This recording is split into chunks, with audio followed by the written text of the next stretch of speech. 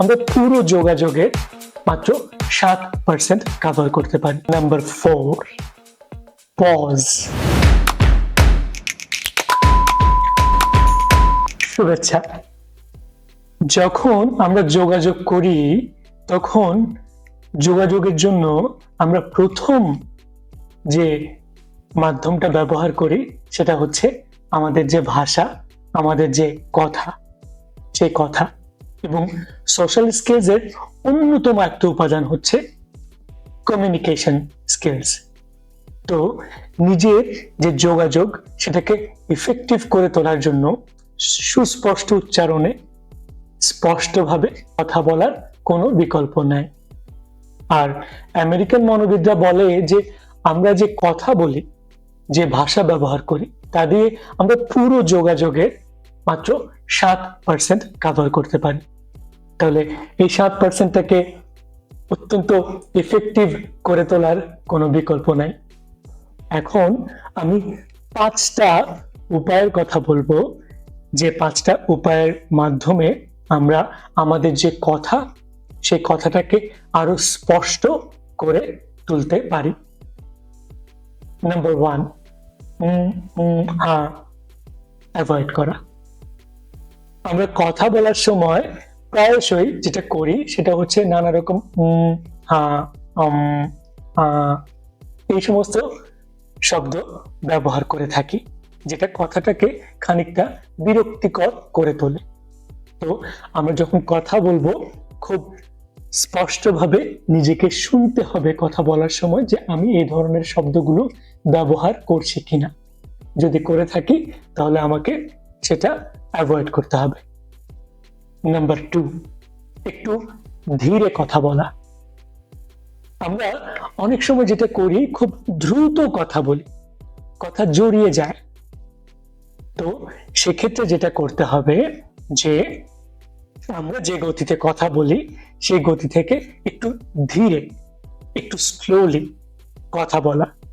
এতে করে হবে কি, যার সঙ্গে আমি কথা বলছি তিনি কথাটা স্পষ্ট করে শুনতে পাবেন। নাম্বার 3, মুদ্রা দোষ অ্যাভয়েড করা। আমরা কথা বলার সময় অনেক সময় নানা রকম মুদ্রা দোষ আমাদের থাকে, যেমন কোন কোন শব্দ কিন্তু, আসলে, এই শব্দগুলো আমরা অহরহ বেশি মাত্রায় ব্যবহার করে থাকি।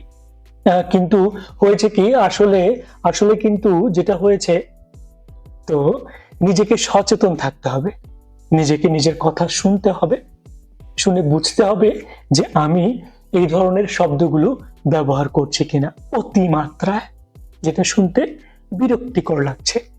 যদি করে থাকি তাহলে আমাকে সেই শব্দগুলো ব্যবহার করা থেকে বিরত থাকতে হবে। নাম্বার 4, পজ, বিরতি ব্যবহার করা।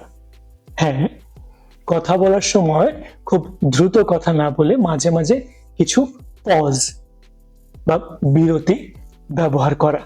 এতে করে হবে কি, আমি যখন কথা বলছি, যে মানুষটা আমার কথা শুনছেন তিনি খানিকটা রিলিফ পাবেন। এবং আরেকটা বড় ব্যাপার হয় কি, যে যখন আমি কোনো পজ ব্যবহার করছি তখন যার সঙ্গে কথা বলছি তিনি আগ্রহ বোধ করেন যে আচ্ছা এর পরে কি হচ্ছে। তাহলে আমরা যেটা করতে পারি, পজ বা বিরতি ব্যবহার করতে পারি আমাদের কথার মধ্যে। নাম্বার 5, অতি উচ্চারণ না করা। আমরা অনেক সময় যেটা করে থাকি সেটা হচ্ছে যে অতি উচ্চারণ করে ফেলি মাঝে মাঝে। যেমন আমি সকালে বাজারে গিয়েছি, বাজারে গিয়ে 1 কেজি মাছ কিনেছি। এটা হচ্ছে স্পষ্ট করে উচ্চারণ করবার জন্য আমরা অনেক সময় এটা করে থাকি। এটা না করে আমরা সহজ সাবলীল ভাবে কথাটা বলার চেষ্টা করব।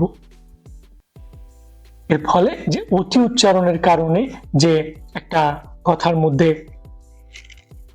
প্রেসার চলে আসছে, সেই বিষয়টা থাকবে না এবং যিনি শুনবেন তারও শুনতে ভালো লাগবে। তাহলে যেটা করলাম সেটা হচ্ছে যে আমার যে কথা, সেই কথাটাকে আরো স্পষ্ট সুস্পষ্ট করবার জন্য 5টা উপায়ের কথা বললাম।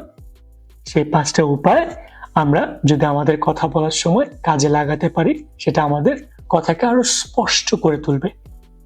আর এটাকে কিভাবে প্রয়োগ করতে পারবো?